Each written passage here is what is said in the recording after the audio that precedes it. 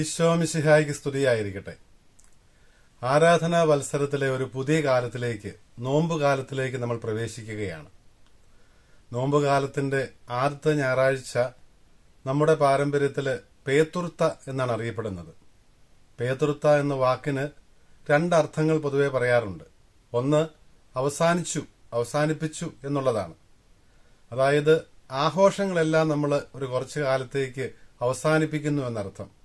ഉദാഹരണത്തിന്, ഈ വലിയ നോമ്പ് കാലത്ത് നമ്മൾ വിവാഹ ആഘോഷങ്ങളൊന്നും നടത്താറില്ലല്ലോ. പേതൃത്ത എന്ന വാക്കിന് രണ്ടാമത്തെ അർത്ഥം തിരിഞ്ഞു നോട്ടമെന്നാണ്. നമ്മുടെ ജീവിതത്തിലേക്ക് ഒന്നല്പം മാറി നിന്ന്, സാധാരണ അനുദിന ജീവിത കർത്തവ്യങ്ങളിൽ നിന്ന്, സാധാരണ ചെയ്യാറുള്ള കാര്യങ്ങളിൽ നിന്ന് ഒരല്പം മാറി നിന്ന് നമ്മുടെ ജീവിതത്തെ ഒന്ന് വീക്ഷിക്കുവാൻ. ആ മാറി നിൽക്കുന്നത് ലോകത്തിൽ നിന്ന് അല്പം മാറി നിൽക്കുമ്പോൾ അത് ദൈവത്തോടു കൂടെ നിൽക്കുവാനും, അങ്ങനെ അല്പം കൂടെ തീഷ്ണതയോടുകൂടി നിഷ്ഠയുള്ള ജീവിതം നയിക്കുവാനുമുള്ള ഒരു തീരുമാനമെടുക്കുന്ന കാലഘട്ടമായിട്ടാണ് ഈ 50 നോമ്പ് കാലത്തെ നമ്മൾ കാണുന്നത്. ഇതിന്റെ അടിസ്ഥാനം ഇന്നിപ്പോൾ സുവിശേഷത്തിൽ നമ്മൾ വായിച്ചു കേൾക്കാൻ പോകുന്നത് പോലെ ഈശോയുടെ 40 ദിവസത്തെ മരുഭൂമിവാസവും ഉപവാസവുമാണ്. സമവേഷണ സുവിശേഷങ്ങളിൽ ആദ്യത്തെ 3 സുവിശേഷങ്ങളിലും ഈശോയുടെ മാമോദീസ വിവരിച്ചതിന് തൊട്ട് പിന്നാലെ ഈശോയുടെ മരുഭൂമി പരീക്ഷകൾ വിവരിക്കുന്നുണ്ട്. അത് മത്തായി ആണെങ്കിലും മർക്കോസ് ആണെങ്കിലും ലൂക്കായി ആണെങ്കിലും അത് ഈശോയുടെ മാമോദീസായുടെ രംഗം കഴിഞ്ഞാൽ ഉടനെ മരുഭൂമി പരീക്ഷകളാണ് വിവരിക്കുന്നത്. മാമോദീസായും ആ മാമോദീസ വേളയിൽ നടന്ന ദൈവിക വെളിപ്പെടുത്തലും ഈശോയുടെ ദൈവപുത്രത്വവും പരിശുദ്ധത്വത്തിന്റെ രഹസ്യവുമൊക്കെയാണല്ലോ നമ്മൾ ഈ കഴിഞ്ഞ ദനഹാകാലത്ത് ധ്യാനിച്ചു വന്നിരുന്നത്. അതിന് തൊട്ട് പിന്നാലെ സഭ നമ്മെ ആ സുവിശേഷ വിവരണത്തിന്റെ ഭാഗമായിട്ടുള്ള ഈശോയുടെ ജീവിതത്തിലേക്ക് തന്നെ കൂട്ടിക്കൊണ്ടു പോവുകയാണ് ചെയ്യുന്നത്. അതിന്റെ ഭാഗമായിട്ടാണ് 40 ദിവസം ഈശോ മരുഭൂമിയിൽ ആയിരുന്നതിന്റെ അനുസ്മരണമായിട്ട് നമ്മൾ ഈ 40 ദിവസമാണ് യഥാർത്ഥത്തിൽ നോമ്പുള്ളത്. കാരണം ഈ തിങ്കളാഴ്ച ആരംഭിച്ചാൽ ഞായറാഴ്ച വൈകുന്നേരം ആരംഭിക്കുന്നു. വലിയ ആഴ്ചയിലെ വലിയ രഹസ്യങ്ങളുടെ, പെസഹ രഹസ്യങ്ങളുടെ ഓർമ്മയിലേക്ക് വരുന്നിടം വരെ എണ്ണുമ്പോൾ ഞായറാഴ്ചകൾ നമ്മുടെ പൗരസ്ത്യ പാരമ്പര്യത്തിൽ ഉപവാസം ഇല്ലാതിരുന്നത് കൊണ്ടാണ് 40 എന്നുള്ള ദിവസം. പക്ഷെ നമ്മളത് പൊതുവെ 50 ദിവസങ്ങളും നമ്മൾ നോമ്പ് നോക്കുന്ന ഒരു പാരമ്പര്യമാണ് മാർത്തോമ ക്രിസ്ത്യാനികൾക്കുള്ളത്. അതുകൊണ്ടാണ് നമ്മൾ ഇതിനെ 50 നോമ്പെന്ന് വിളിക്കുന്നത്. ഈശോ 40 ദിവസം മരുഭൂമിയിൽ ഉപവസിച്ചു. 40 എന്നുള്ളത് ഒരു പൂർണ്ണ സംഖ്യയാണ്, ഒരു നീണ്ട കാലഘട്ടത്തെ സൂചിപ്പിക്കുന്നതാണ്. ഇസ്രായേൽ ജനം മരുഭൂമിയിലൂടെ 40 വർഷം, ദീർഘമായ 40 വർഷങ്ങൾ യാത്ര ചെയ്താണ് കാനാൻ ദേശത്ത്, വാഗ്ദത്ത ദേശത്തെത്തിയെന്ന് നമുക്കറിയാം. ആ യാത്രക്കിടയിലുണ്ടായ ഒരു മഹാസംഭവത്തെ അനുസ്മരിപ്പിക്കുന്നതാണ് ആദ്യത്തെ വായന. പുറപ്പാട് പുസ്തകം 34-ാം അധ്യായത്തിൽ നിന്ന് നമ്മൾ വായിച്ചു കേൾക്കുന്നത് സീനാമലയിൽ വെച്ച് ദൈവം ഉടമ്പടി ഉറപ്പിക്കുന്ന രംഗമാണ്.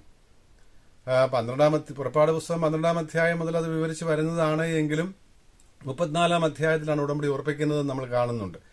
ആദ്യം ദൈവം മോശയ്ക്ക് നൽകിയ ആ ഉടമ്പടി ഫലകങ്ങളുമായിട്ട് താഴേക്ക് വരുമ്പോൾ ഈ ഉടമ്പടിയുടെ വ്യവസ്ഥകളെല്ലാം ലംഘിച്ചുകൊണ്ട് കാളക്കുട്ടിയെ ആരാധിക്കുന്ന ജനത്തെ കാണുമ്പോൾ കോപാകൃതനാകുന്ന മൂശ ഈ കൽപ്പനകൾ എഴുതിയ ഫലകങ്ങൾ എറിഞ്ഞുടയ്ക്കുന്നത് നമ്മൾ കാണുന്നുണ്ട്.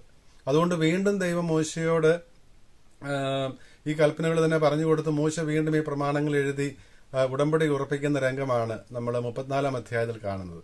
ഈ 34-ാം അധ്യായത്തിൽ ഇപ്പോൾ ഇന്ന് നമ്മൾ വായിച്ചു കേട്ടുന്ന ഭാഗത്ത് നമ്മൾ കാണുന്നുണ്ട് മൂശ 40 രാവും 40 പകലും ഉപവസിച്ചു എന്നുള്ള ആ വാക്യം. 34-ാം അധ്യായം പുറപ്പാട് പുസ്തകം 27 മുതലുള്ള വാക്യങ്ങളാണ് നമ്മൾ വായിക്കുന്നത്. 40 രാവും 40 പകലും ഉപവസിച്ചതിന് ശേഷമാണ് മോശെ മലമുകളിലേക്ക് കയറി പോകുന്നതും ഉടമ്പടി ഉറപ്പിക്കുന്നതും. ആ 40ന്റെ ഒരു തുടർച്ചയായിട്ട് തന്നെയാണ് പുതിയ നിയമ മോശയായ ഈശോ തന്റെ പരസ്യ ജീവിതം ആരംഭിക്കുന്നതിന് മുൻപ്, പുതിയ ഉടമ്പടി ഉറപ്പിക്കുന്നതിന് മുമ്പ്, ആ പുതിയ ഉടമ്പടി ഈശോയുടെ രക്തത്തിലാണ് ഉറപ്പിക്കാൻ പോകുന്നത്. അന്ത്യത്താഴത്തിൽ അതിനെക്കുറിച്ചുള്ള സൂചനയും ഈശോ നൽകുന്നുണ്ടല്ലോ. തന്റെ സഹനമരണോത്ഥാനങ്ങളിലൂടെയാണ് യഥാർത്ഥ വിമോചനം, മനുഷ്യവർത്തന വിമോചനമാണ് സാധിക്കാൻ പോകുന്നത്. അപ്പോൾ അതിന്റെ ഭാഗമായിരുന്നു പുതിയ ഉടമ്പടി.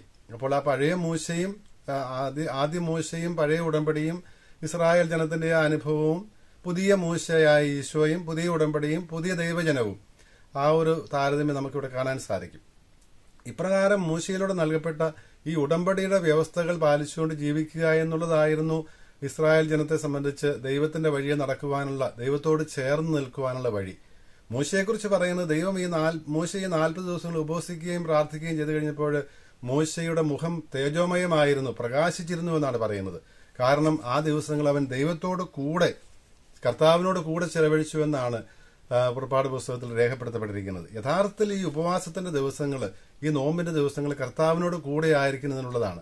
ഈ കൂടെ ആയിരിക്കുവാനുള്ളതാണ് എന്ന് സൂചിപ്പിക്കുന്ന സൂചനകള് തുടർന്ന് വരുന്ന വായനകൾ നമുക്ക് കാണാൻ സാധിക്കും. രണ്ടാമത്തെ വായന യേശയ്യാ നബിയുടെ പുസ്തകത്തിൽ നിന്നുള്ളതാണല്ലോ. 58-ാം അധ്യായത്തിലെ ആദ്യത്തെ വാക്യങ്ങളാണ് നമ്മൾ വായിക്കുന്നത്. അവിടെ ദൈവത്തോട് അടുക്കാൻ താല്പര്യം കാണിക്കുന്നതാണ് ഈ ഉപവാസത്തിന്റെ ചൈതന്യമെന്ന് നിവ്യ പറയുന്നത് നമ്മൾ കാണുന്നുണ്ട്. അവിടെയും ഈ മോശയിലൂടെ നൽകപ്പെട്ട കൽപ്പനകൾ പാലിക്കുന്നതാണ് ദൈവത്തോട് അടുക്കുവാനുള്ള വഴി, അതാണ് നീതി പ്രവർത്തിക്കുവാനുള്ള വഴി, ദൈവത്തെ അന്വേഷിക്കുവാനുള്ള വഴി, കർത്താവിനെ എവിടെയും തേടുക എന്നുള്ളതാണ് സന്തോഷം നൽകുവാനുള്ള മാർഗമെന്നും യേശയ്യാ നബിയ പറയുന്നുണ്ട്. യഥാർത്ഥ ഉപവാസം എന്താണ് എന്നുള്ള നിർവചനം നമ്മൾ കാണുന്നത് ഈ യേശയ്യാ നബിയുടെ പുസ്തകം 58-ാം അധ്യായത്തിൽ, അതായത് രണ്ടാമത്തെ വായനയിലാണ്. അവിടെ ഉപവാസം എന്ന് പറയുന്നത് നമ്മൾ എളിമപ്പെടുത്തലാണ്. അത് ഒരു ദിവസം മാത്രം നിൽക്കേണ്ടതല്ല. നമ്മൾ ഈ നോമ്പിന്റെ ആരംഭത്തിലെ തിങ്കളാഴ്ച ഒരു ദിവസം ഉപവാസം എടുക്കുന്നതുകൊണ്ട് മാത്രം തീരേണ്ടതല്ല. അന്ന് ചാക്ക് ധരിച്ച് ചാരം പൂശിച്ചതുകൊണ്ട് മാത്രമായില്ല എന്ന് പ്രവാചകൻ പറയുന്നുണ്ട്. സ്വന്തം സുഖം തേടാതെ നമ്മൾ ആരെയും പീഡിപ്പിക്കാതെ, ആരോടും കലഹിക്കാതെ, ആരോടും ശണ്ട കൂടാതെ, ക്രൂരമായി പെരുമാറാതെ ജീവിക്കുന്നതാണ് ഉപവാസത്തിന്റെ ചൈതന്യമെന്ന് നിവ്യ പറയുന്നുണ്ട്. കൂടാതെ സഹോദരരോടുണ്ടാകുന്ന മനോഭാവത്തെക്കുറിച്ചാണ് വ്യക്തമായിട്ട് പറയുന്നത്. ദുഷ്ടതയുടെ കെട്ടുകൾ പൊട്ടിക്കുന്നതും, നുകത്തിന്റെ കയറുകൾ അഴിക്കുന്നതും, മർദ്ദിതരെ സ്വതന്ത്രരാക്കുന്നതും, എല്ലാവർക്കും നന്മ ചെയ്യുന്നതും, അവരിൽ നിന്ന് ആരിൽ നിന്ന് ഒഴിഞ്ഞു മാറാതിരിക്കുന്നതും അല്ലേ യഥാർത്ഥമായി ഉപവാസമെന്ന് നിവ്യ ചോദിക്കുന്നത് നമ്മൾ കേൾക്കുന്നുണ്ട്. ആഹാരത്തിന് വിശക്കുന്നവൻ ആഹാരം നൽകുന്നതും, ഭവനരഹിതനെ സ്വന്തം വീട്ടിൽ സ്വീകരിക്കുന്നതും, നഗ്നനെ ഉടുപ്പിക്കുന്നതുമെല്ലാം ഈ ഉപവാസത്തിന്റെ ഭാഗമാണ് എന്ന് നിവ്യ പറയുന്നത് നമുക്ക് കാണുവാൻ സാധിക്കും. അപ്പോൾ 40 ദിവസങ്ങൾ ഉപവസിക്കുന്നത് അത് ഏലിയായും ആദ്യത്തെ പ്രവാചകനായിരുന്ന ഏലിയായും ഇതുപോലെ തന്നെ 40 ദിവസം ഉപവസിക്കുന്നത് നമ്മൾ പഴയ നിയമത്തിൽ കാണുന്നുണ്ടല്ലോ. രാജാക്കന്മാരുടെ പുസ്തകം 1-ാം പുസ്തകം 19-ാം അധ്യായം 8-ാം വാക്യത്തിലാണ് ഏലിയ നിവ്യ 40 ദിവസം ഉപവസിക്കുന്നത്. അപ്പോൾ ആ പഴയ നിയമ പാരമ്പര്യത്തിൽ തന്നെയാണ് ഈശോയും 40 ദിവസം ഉപവസിക്കുന്നതും ആ മാതൃക അനുകരിക്കുവാൻ നമ്മെ ക്ഷണിക്കുന്നതുമല്ല. 40 ദിവസത്തെ ഉപവാസം വഴി ഈശോ എന്താണ് നേടിയത് എന്ന് തുടർന്നു വരുന്ന പരീക്ഷണങ്ങളിൽ ഈശോ പ്രദർശിപ്പിക്കുന്ന ആ ധൈര്യം, ആ വിജയത്തിൽ നിന്ന് വ്യക്തമാണ്. മാമോദീസായ്ക്ക് തൊട്ടു പിന്നാലെയാണല്ലോ മരുഭൂമി പരീക്ഷ. മാമോദീസയുടെ വേളയില് ഈശോയില് വന്നു വസിക്കുന്നതായി കാണപ്പെട്ട ആ റൂഹായാൽ തന്നെയാണ് ഈശോ നയിക്കപ്പെടുന്നത് മരുഭൂമിയിലേക്ക്. അപ്പോൾ ദൈവത്തോടു കൂടെയായിരുന്ന ദിവസങ്ങളായിരുന്നു. ആ ദൈവത്തോടു കൂടെയായിരുന്നുകൊണ്ട് പ്രാപിച്ച ആ ശക്തിയിലാണ്, ദൈവവചനത്തിന്റെ ശക്തിയിലാണ് തനിക്കുണ്ടായ പ്രലോഭനങ്ങളെ ഈശോ നേരിടുന്നത്. ഈശോ പൂർണ്ണ ദൈവമായിരുന്നത് പോലെ തന്നെ പൂർണ്ണ മനുഷ്യനുമായിരുന്നു നമുക്കറിയാം. അവിടുന്ന് മരുഭൂമി പരീക്ഷകളെ നേരിടുന്നത്, മരുഭൂമിയിൽ വെച്ച് പരീക്ഷകൾ നേരിടുന്നത് ആ പൂർണ്ണ മനുഷ്യനാണ് എന്നുള്ള അർത്ഥത്തിലാണ്. സഭാപിതാവായ ജെറോം ഇത് വളരെ ഊന്നി പറയുന്ന കാര്യമാണ്. ഈശോയുടെ മനുഷ്യത്വത്തിന്റെ തെളിവായിരുന്നു. അവിടുന്ന് പൂർണ്ണ മനുഷ്യനാണ്. നമ്മെപ്പോലെ പാപം ഒഴികെ മറ്റെല്ലാ കാര്യങ്ങളും നമ്മോട് സദൃശനായി തീർന്നവനാണ് മിശിഹ, മനുഷ്യനായി അവതരിച്ച രക്ഷകൻ എന്ന് സൂചിപ്പിക്കുന്നതാണ് ഈ മരുഭൂമി പരീക്ഷകൾ, ഈശോയ്ക്കുണ്ടായ പ്രലോഭനങ്ങളെന്ന് സഭാപിതാവായ ജെറോം പറയുന്നുണ്ട്. അപ്പോൾ അവിടെ ഈശോ നേരിടുന്ന പ്രലോഭനങ്ങൾ മനുഷ്യരായ നാം ഓരോരുത്തരും നേരിടുന്ന പ്രലോഭനങ്ങൾ തന്നെയാണ്. എന്താണ് ഈശോയ്ക്കുണ്ടാകുന്ന ആദ്യത്തെ പ്രലോഭനം? അത് ഈ വിശപ്പുമായി ബന്ധപ്പെട്ടതാണ്, ഭക്ഷണവുമായി ബന്ധപ്പെട്ടതാണ്. മനുഷ്യന്റെ അടിസ്ഥാന ആവശ്യങ്ങളിലൊന്നാണല്ലോ ഭക്ഷണം. പലപ്പോഴും നമ്മുടെ തെറ്റുകളും പാപങ്ങളും ഒക്കെ പലപ്പോഴും ഈ ഭക്ഷിക്കലുമായി ബന്ധപ്പെട്ട് നിൽക്കുന്നതാണെന്ന് നമുക്കറിയാം. അപ്പോൾ ഭക്ഷണം നമുക്ക് ആവശ്യമാണ്, ശരീരത്തിന് ജീവൻ നിലനിർത്തുന്നതിന് ഭക്ഷണം ആവശ്യമാണ്. പക്ഷേ ഈശോ സമറിയാക്കാരിയുടെ പറയുന്ന ആ സന്ദർഭത്തിൽ 4-ാം അധ്യായത്തിൽ യോഹന്നാന്റെ സുവിശേഷത്തിൽ പറയുന്നുണ്ടല്ലോ, എന്റെ ഭക്ഷണം പിതാവിന്റെ ഹിതം നിറവേറ്റുന്നതാണ്, അവനെ ഏൽപ്പിച്ച് ജോലി പൂർത്തിയാക്കുന്നതാണ് എന്ന്. ആ ഒരു ബോധ്യമാണ് നമുക്കും ഉണ്ടാകുന്നത്. അതുകൊണ്ടാണ് ഈശോ പറയുന്നത്, സാത്താൻ കല്ലുകളെ അപ്പമായിട്ട് ഭക്ഷിക്കാൻ പറയുമ്പോൾ, ഈശോയോട് പറയുമ്പോൾ അവിടുന്ന് പറയുന്നുണ്ട്, മനുഷ്യൻ ജീവിക്കുന്നത് അപ്പം കൊണ്ട് മാത്രമല്ല, ദൈവത്തിന്റെ അധരങ്ങളിൽ നിന്ന് പുറപ്പെടുന്ന വചനം കൊണ്ടുകൂടിയാണ് എന്ന്. ഇവിടെയെല്ലാം ശ്രദ്ധേയമായ സംഗതി, സാത്താന്റെ പ്രലോഭനങ്ങളെ ഈശോ അതിജീവിക്കുന്നത് ദൈവവചനം ഉപയോഗിച്ചുകൊണ്ടാണ്. അത് സഭാപിതാവായ ജെറോം പറയുന്നുണ്ട്. നമുക്ക് പ്രലോഭനങ്ങളെ അതിജീവിക്കാൻ സാധിക്കണമെങ്കിൽ മനുഷ്യനായ ഈശോ, പൂർണ്ണദൈവവും പൂർണ്ണദൈവം മനുഷ്യനുമായ ഈശോ പ്രലോഭനങ്ങളെ അതിജീവിച്ചതുപോലെ തന്നെ ഈ വചനത്തിന്റെ ബലം, ദൈവവചനത്തിന്റെ ബലം നമുക്കുണ്ടാകണം. നിയമാവർത്തന പുസ്തകത്തിൽ നിന്നാണ് ഈശോ ഉദ്ധരിക്കുന്നത്, നിയമാവർത്തനം മരുഭൂമി യാത്രയ്ക്കിടയിൽ ഇസ്രായേലിനുണ്ടായ പ്രലോഭനങ്ങളെ വിവരിക്കുന്ന പുസ്തകമാണല്ലോ. അവിടെ ദൈവപുത്രൻ എന്ന് കരുതപ്പെട്ടിരുന്ന, ദൈവത്തിന്റെ മക്കളാകുവാൻ വിളിക്കപ്പെട്ടിരുന്ന ഇസ്രായേൽ ജനം പരീക്ഷിക്കപ്പെട്ടപ്പോൾ പരീക്ഷയിൽ വീണുപോയി എങ്കിൽ ഇവിടെ യഥാർത്ഥ ദൈവപുത്രനായ ഈശോ മാമോദീസായിൽ ആരെക്കുറിച്ച് പറയപ്പെട്ടുവോ ആ ദൈവപുത്രൻ, ദൈവത്തിന്റെ സത്യപുത്രൻ, സത്യദൈവത്തിന്റെ പുത്രൻ, താൻ യഥാർത്ഥ പുത്രനാണ് തെളിയിക്കുകയാണ്. അതുകൊണ്ട് തന്നെയാണ് സാത്താൻ വെക്കുന്ന കണ്ടീഷൻ എന്താണ്? നീ ദൈവപുത്രനാണെങ്കിൽ കല്ലുകളുടെ അപ്പമാകാൻ പറയുക എന്നാണ്.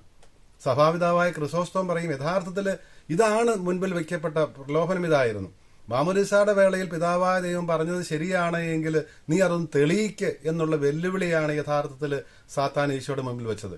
ഈശോ അത് തെളിയിക്കുക തന്നെ ചെയ്തു. യഥാർത്ഥ ദൈവത്തിന്റെ, സത്യദൈവത്തിന്റെ പുത്രനാണെന്ന് തെളിയിച്ചത് എങ്ങനെയാണ്? ദൈവത്തിന്റെ ഹിതം നിറവേറ്റിക്കൊണ്ട്, ദൈവത്തിന്റെ വചനം ഉദ്ധരിച്ചുകൊണ്ടാണ്. ദൈവത്തിന്റെ അധരങ്ങളിൽ നിന്ന് പുറപ്പെടുന്ന വചനം ദൈവത്തിന്റെ ഹിതം നിറവേറ്റുന്നതാണ് യഥാർത്ഥത്തിൽ എന്റെ ഭക്ഷണമെന്ന് ഈശോ വ്യക്തമാക്കുകയായിരുന്നു. അപ്പോൾ ആ ഭക്ഷണവുമായി ബന്ധപ്പെട്ട നന്മകളെ നമ്മൾ എപ്രകാരമാണ് അതിജീവിക്കേണ്ടതെന്ന് ഈശോ നമുക്ക് മാതൃക നൽകുകയാണ്. രണ്ടാമത്തെ പ്രലോഭനം ദേവാലയത്തിന് മുകളിൽ താഴേക്ക് ചാടാനാണ്. വലിയൊരു പ്രകടനം നടത്തി കൈയടി മേടിക്കാനുള്ളതാണ്.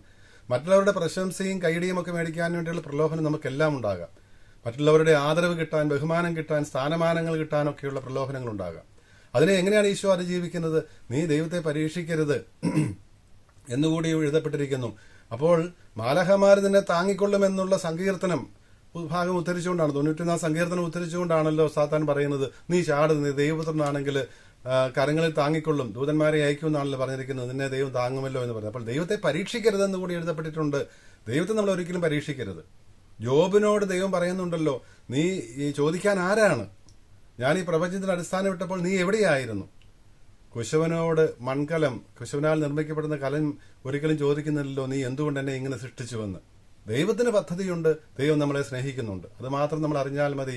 ദൈവത്തെ പരീക്ഷിക്കരുത് എന്നുകൂടി എഴുതപ്പെട്ടിരിക്കുന്ന ഈശോ രണ്ടാമത്തെ പ്രലോഭനത്തിന്റെ പശ്ചാത്തലത്തിൽ വ്യക്തമാക്കണം. മൂന്നാമത്തേത് അധികാരം, രാഷ്ട്രീയ അധികാരം അല്ലെങ്കിൽ സമൂഹത്തിൽ അധികാരം കിട്ടാൻ വേണ്ടിയിട്ടുള്ള, നീ എന്നെ ആരാധിക്കുക, ഞാൻ ഇത് മുഴുവൻ, ലോകം മുഴുവൻ നിനക്ക് തരാം.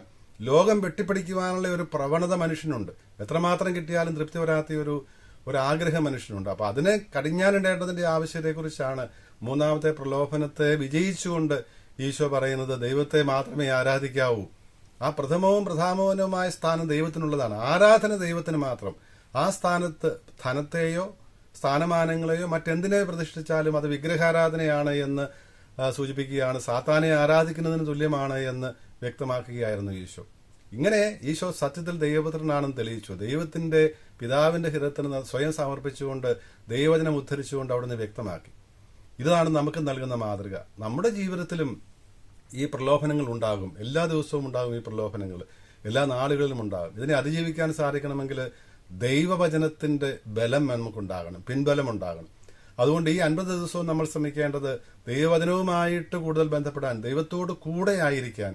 നീതിയുടെ മാർഗത്തിൽ നമുക്ക് ചരിക്കാൻ സാധിക്കണമെങ്കിൽ നമ്മൾ ദൈവത്തോട് കൂടെ ആയിരിക്കണം. ദൈവത്തോട് കൂടെ ആയിരിക്കുന്നത് ദൈവത്തോട് സംവദിക്കാനാണ്, സംസാരിക്കാനാണ്. ദൈവം നമ്മോട് സംസാരിക്കുന്നത് തന്റെ വചനത്തിലൂടെയാണ്, വിശുദ്ധ ഗ്രന്ഥത്തിലൂടെയാണ്. അപ്പോൾ ഇതിനുള്ള മറുപടിയാകണം നമ്മുടെ പ്രാർത്ഥനകൾ. നമ്മൾ ദൈവത്തോട് സംസാരിക്കണം. ദൈവവചനം ഉപയോഗിച്ചുകൊണ്ട് തന്നെ നമുക്ക് പ്രാർത്ഥിക്കാൻ സാധിക്കണം. നമുക്ക് എങ്ങനെയാണ് പ്രാർത്ഥിക്കേണ്ടതെന്ന് അറിയത്തില്ല, സങ്കീർത്തനങ്ങൾ എടുത്ത് പ്രാർത്ഥിച്ചാൽ മതിയല്ലോ. അപ്പോൾ അങ്ങനെ നമ്മൾ ബലം സമ്പാദിക്കണം. ആ ബലത്തിൽ വേണം ജീവിതത്തിലെ പ്രലോഭനങ്ങളെ അതിജീവിക്കാനെന്ന് ഈശോ നമ്മളെ ഓർമ്മിപ്പിക്കുകയാണ്. പൗലോസ്ലീഹ എഫേസുസാർക്ക് എഴുതുന്ന ലേഖനത്തിൽ പുതിയ മനുഷ്യനെ ധരിക്കുവാൻ, പഴയ മനുഷ്യനെ ഉരിഞ്ഞുകളഞ്ഞ് പുതിയ മനുഷ്യനെ ധരിക്കുവാൻ, ദുരാശകളാൽ ജീർണിച്ച് ആ പഴയ മനുഷ്യനെ ഉരിഞ്ഞു കളയുവാൻ പറയുമ്പോഴും നമ്മിൽ നിന്ന് അകറ്റാൻ പറയുമ്പോഴും എല്ലാം ഉദ്ദേശിക്കുന്നത് ഇത് തന്നെയാണ്. ആന്തരികമായി നവീകരിക്കപ്പെട്ട നീതിയിലും യഥാർത്ഥ വിശുദ്ധിയിലും ദൈവം സൃഷ്ടിച്ച ആ പ്രകൃതിക്ക് പുതിയ മനുഷ്യനെ ധരിക്കേണ്ടതിന് വേണ്ടിയാണിതെന്നാണ് പറയുന്നത്. അപ്പോൾ ആ ഒരു പുതിയ മനുഷ്യനെ ധരിക്കുവാൻ, ഒരു പുതിയ സൃഷ്ടിയായി തീരുവാനുള്ള ഒരു കാലഘട്ടമാണ്, ഒരാഹ്വാനമാണ് തിരുസഭ നമുക്ക് നൽകുന്നത് ഈ വായനകളിലൂടെയെല്ലാം. അങ്ങനെ മിശിഹായുടെ രഹസ്യത്തോട് കൂടുതൽ താതാത്മ്യപ്പെടുന്നതിന് വേണ്ടി അവിടുത്തെ പെസഹാ രഹസ്യങ്ങളുടെ ആഘോഷമായ വലിയ ആഴ്ചയിലെ ആ ദിവ്യരഹസ്യങ്ങളുടെ ആഘോഷത്തിനുള്ള ഒരുക്കമായുള്ള ഈ ദിവസങ്ങൾ നമുക്ക് തികഞ്ഞ പ്രാർത്ഥനയുടെയും ദൈവവചന ധ്യാനത്തിന്റെയും ദിവസങ്ങളാകട്ടെ. ഉപവാസവും പ്രാർത്ഥനയും അനുതാപവും വഴി നമുക്ക് ദൈവത്തെ പ്രസാദിപ്പിക്കാമെന്ന് പരിശുദ്ധ കുർബാനയിൽ നമ്മൾ പ്രാർത്ഥിക്കുന്നുമുണ്ടല്ലോ. ഈ പ്രാർത്ഥന അന്വർത്ഥമാക്കുന്ന തരത്തിൽ ജീവിക്കുവാൻ വേണ്ട പരിശ്രമം നമ്മുടെ ഭാഗത്തു നിന്നുണ്ടാകട്ടെ. ദൈവം നമ്മളെ അനുഗ്രഹിക്കട്ടെ.